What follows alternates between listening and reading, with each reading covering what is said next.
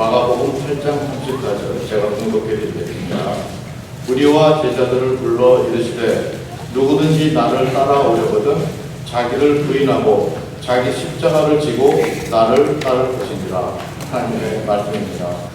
우리 은혜와 사랑교회에서는 매년 5월이나 6월이 되면 문화 설교를 합니다.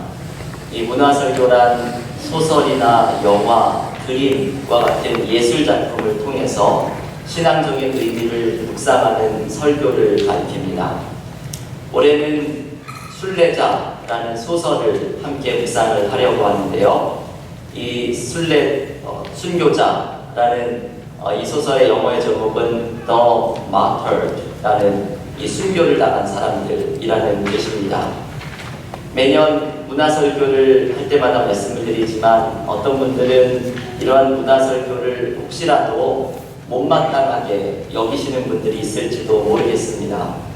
왜냐하면 이 주일 예배라는 이 신성한 자리에서 그림이나 소설과 같은 그런 세속적으로 느껴질 수 있는 소재를 가지고 설교를 한다는 것이 별로 경건하지 못하다고 생각을 할 수 있기 때문입니다.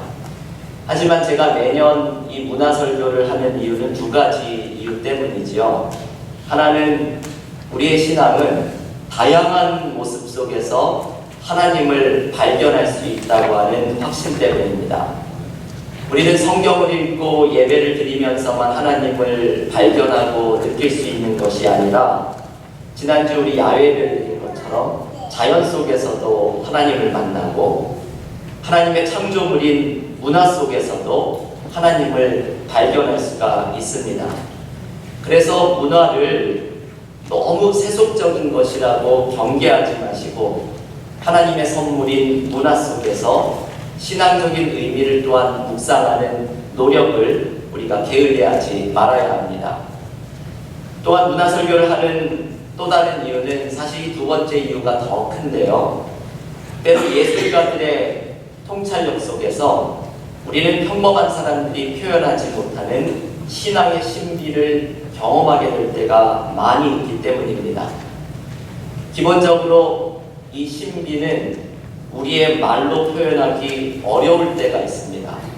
하지만 예술가들은 우리가 말로 표현해내지 못하는 신비를 포착해낼 수 있는 능력을 가지고 있는 사람들이고, 시인이 이것을 언어로 포착할 때 화가들이 이 빛의 신비를 통해서 그림으로 이 신앙적인 진리를 포착해낼 때 우리는 내가 말로 표현하지 못하는 이 신비를 맞닥뜨리면서 우리의 신앙의 지평이 보다 넓어지는 것을 경험하게 됩니다.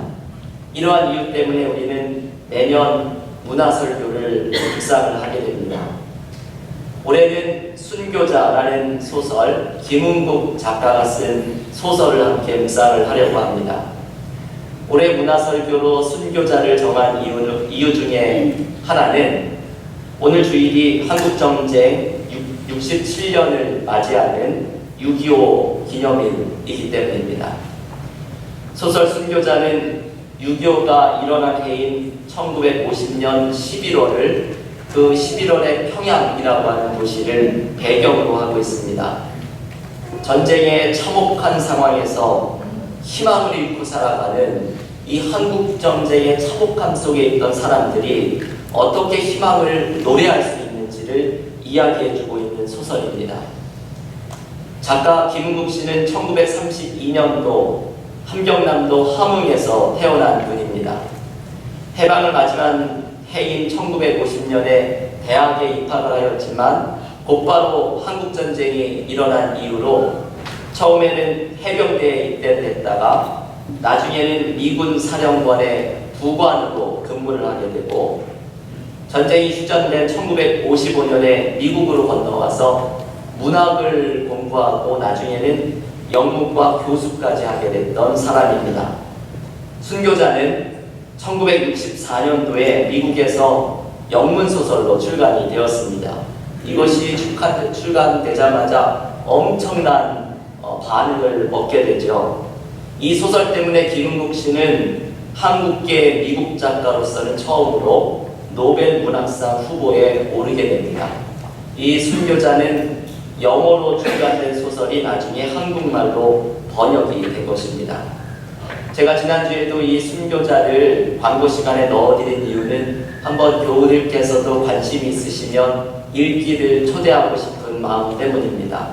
이 소설은 아주 놀라운 소설입니다. 한번 이 소설을 손에 들면 마치 추리소설처럼 이 속도감 때문에 책을 덮을 때까지 놓을 수가 없는 그런 소설입니다. 순교자라는 이 소설은 하나의 커다란 사건으로부터 시작이 됩니다. 그리고 그 사건에 숨겨져 있는 진실을 파헤쳐가는 이야기입니다. 이 소설이 풀어가는 사건은 평양에서 목회를 하던 12명의 목사들이 6.25가 일어나기 몇 시간 전에 순교된 사건으로부터 시작됩니다. 원래 공산당원들에게 체포된 목사들은 모두 14명이었는데 이 중에 2명은 극적으로 풀려나고 나머지 12명은 6.25가 일어난 새벽 0시 반에 총살을 당합니다.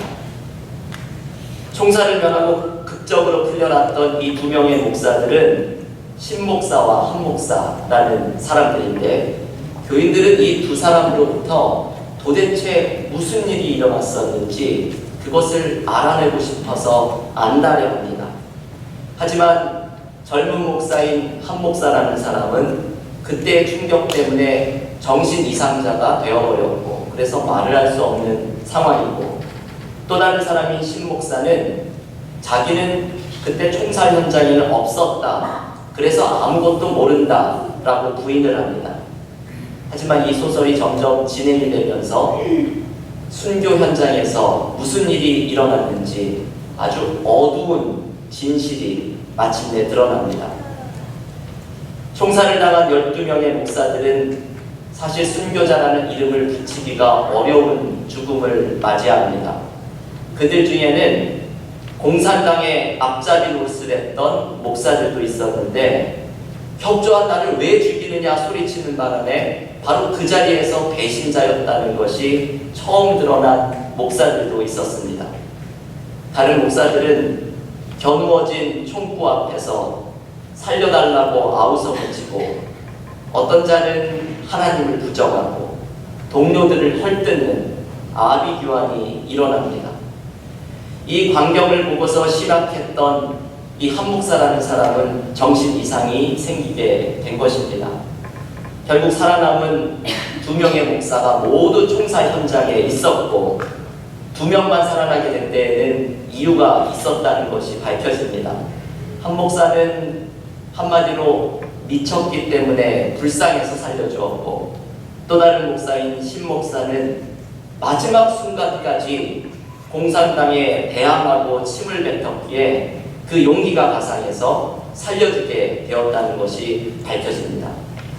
그러니까 이 살아남은 신 목사가 처음에 나는 그 사건을 모른다 거짓말을 했던 이유는 그 죽어갔던 12명의 목사들의 부끄러운 모습을 덮어주려고 했기 때문이었습니다.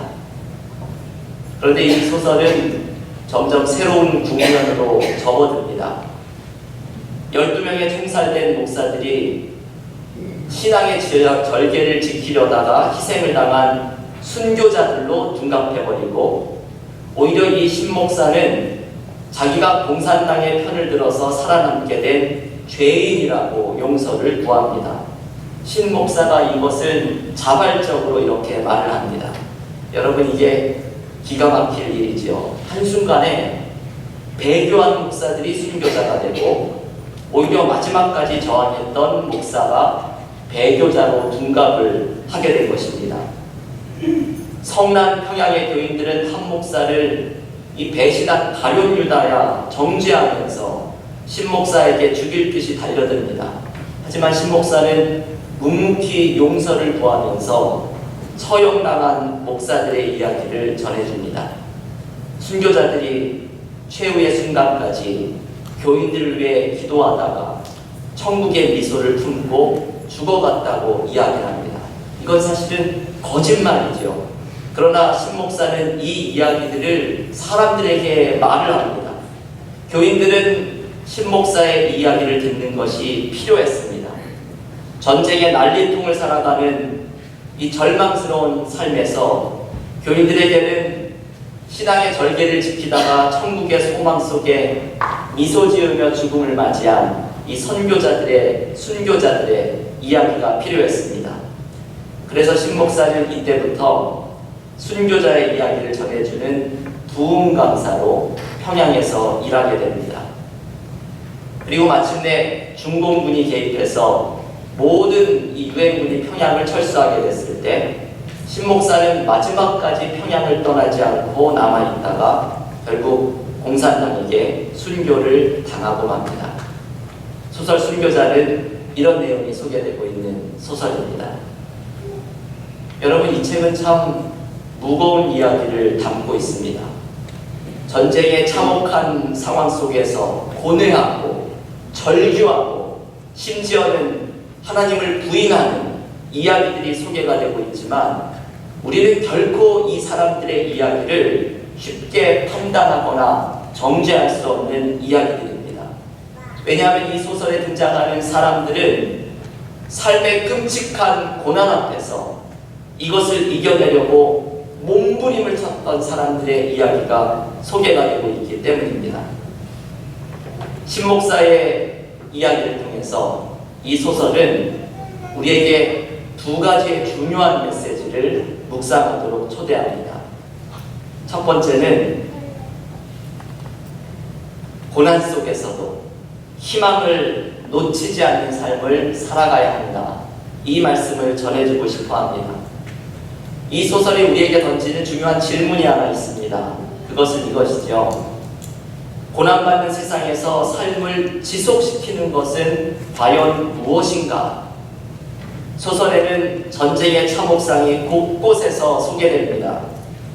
한 번은 이런 이야기가 소개되죠. 공산당이 수십 명의 사람들을 지하 땅굴에 몰아넣고서 기관총을 난사합니다. 그리고는 수류탄을 던져서 땅굴의 입구를 폭파시켜서 덮어버립니다.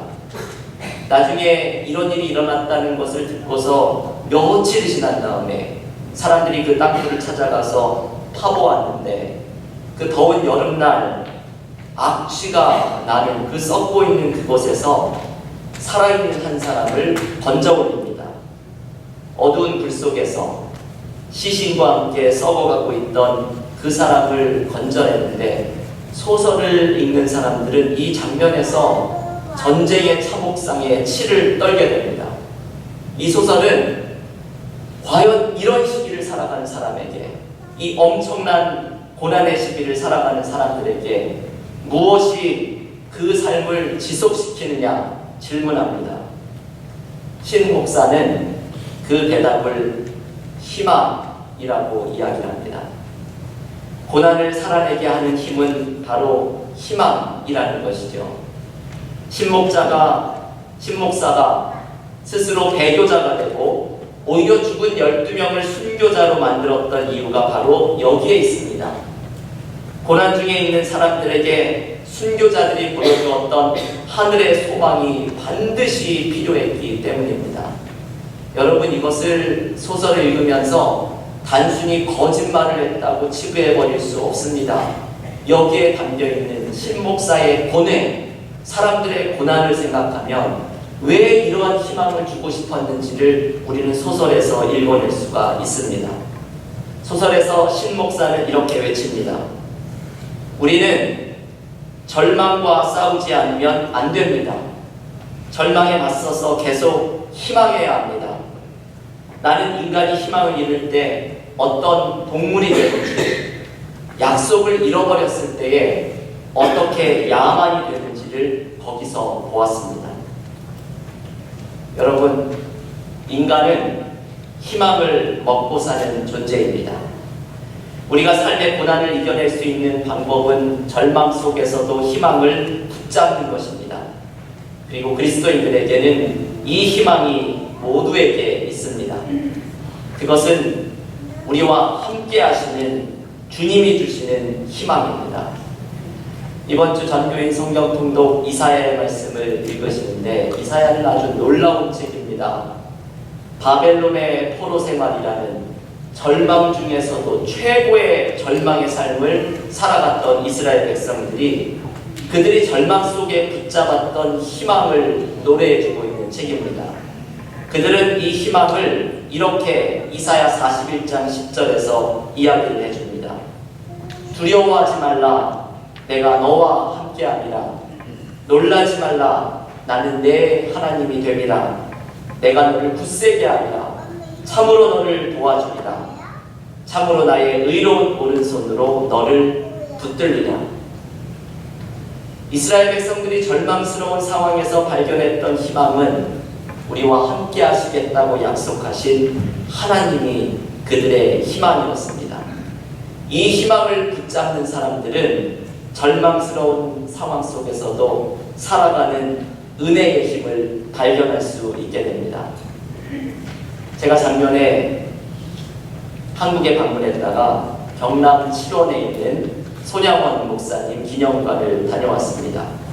손양원 목사님은 1948년 여수 반란 사건 때 두 아들을 총살했던 공산당원을 오히려 양자로 삼아서 목사로까지 키웠던 분으로 유명합니다.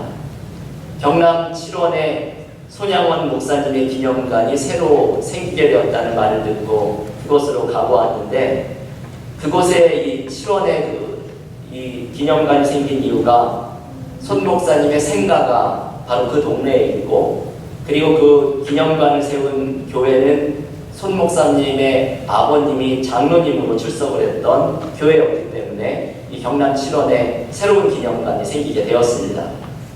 제가 그곳을 돌아보면서 몇 개의 이야기들의 사진을 찍어가지고 왔는데, 그 중에 하나가 손양원 목사님이 아버지에게 보냈던 편지의 한 대목이었습니다.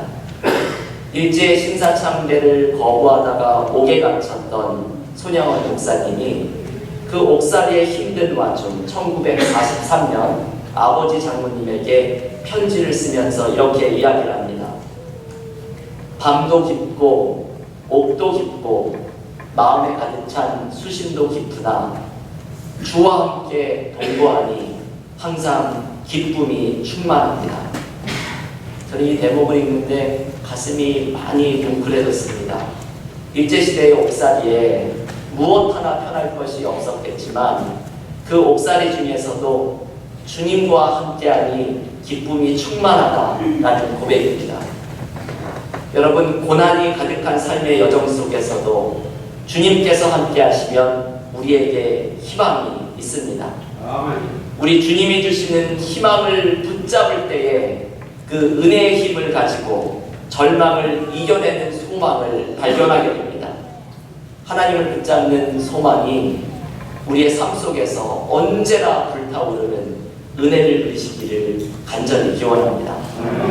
두 번째 소설 선교자가 전해주는 메시지는 십자가를 지는 삶으로 나아가라는 것입니다. 오늘 이 말씀이 참 어려운 말씀이지만 고난 중에 있는 사람들, 십자가를 짊어지는 삶으로 나아가라는 초대의 음성을 들어야 합니다. 하나님이 주시는 희망은 십자가를 짊어진 사람들을 통해 찾아올 때가 많이 있습니다. 소설에서 신 목사가 자신이 기꺼이 배교자가 되고 다른 12명의 목사를 순교자로 만들었던 이것은 엄청난 희생이 따르는 일이었습니다. 끝까지 절개를 지켰던 자신이 한순간에 공산당에 협조하고 목숨을 구걸했던 배교자로 전락을 해버린 순간입니다. 여러분, 우리가 참지 못하는 것 중에 하나가 억울한 것이죠. 다른 것은 다 참아도 이 억울한 마음은 견디지 못할 때가 많이 있습니다.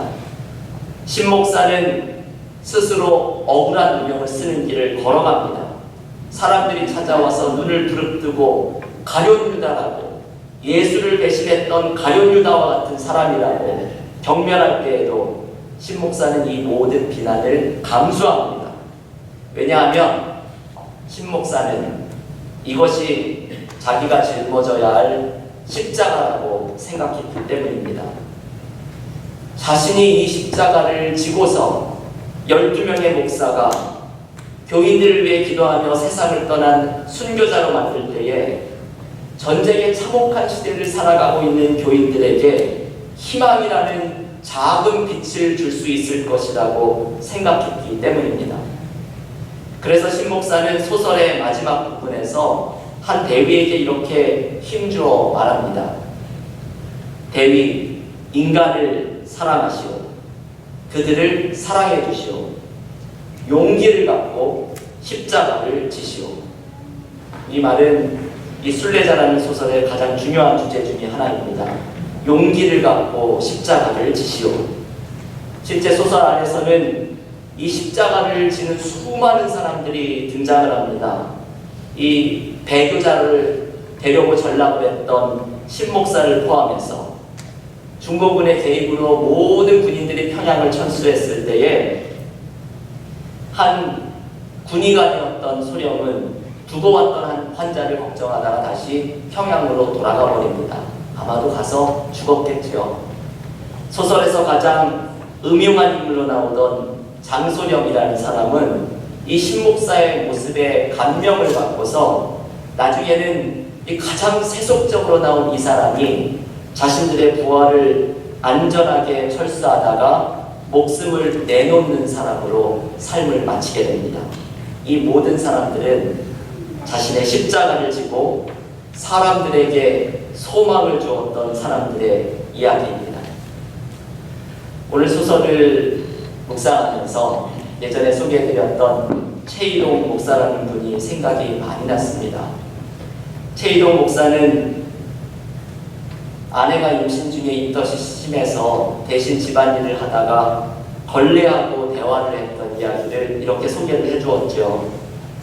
걸레가 자신의 집안의 더러운 곳을 닦으면서 참 보람있는 삶을 살아가고 있다고 이 상상의 말을 걸어오는 이야기를 소개해주면서 최이동 목사에게 걸레가 너의 스승 예수도 걸레와 같은 삶을 살았던 분이 아니냐라고 말을 합니다. 이 말에 최이동 목사는 깜짝 놀라죠. 예수님이 걸레와 같은 삶을 살으셨다고? 예수님의 십자가는 세상의 더러운 죄를 구석구석 닦아주셨던 걸레와 같은 삶이었다라는 의미입니다. 하지만 걸레는 계속해서 이렇게 말을 하죠.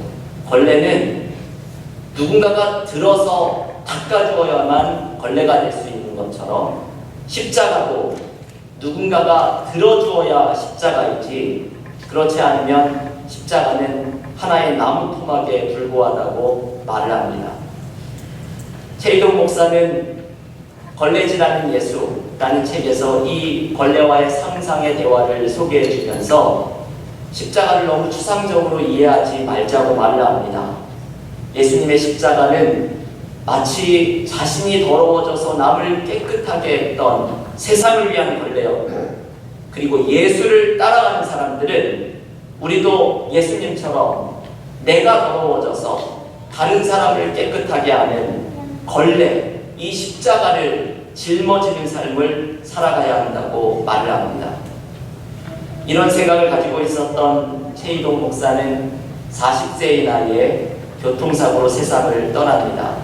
시골 마을의 교차로에 있다가 졸음운전을 하고 있던 유조차가 마을을 덮칠까봐 두려워서 최이동 목사는 자신이 타고 있던 승합차로 그 유조차를 온몸으로 막아내면서 40세의 나이에 세상을 떠나게 됩니다.